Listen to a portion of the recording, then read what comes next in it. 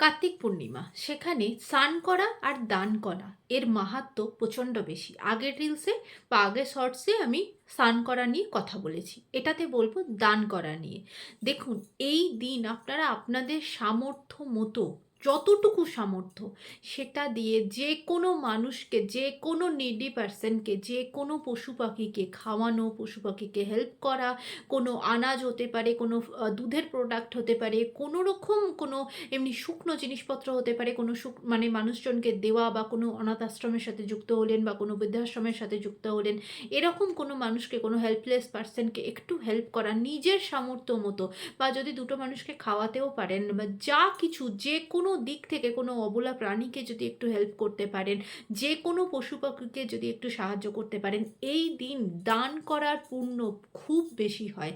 এই দিন নিজের সামর্থ্য মতো অবশ্যই চেষ্টা করবেন দান করতে।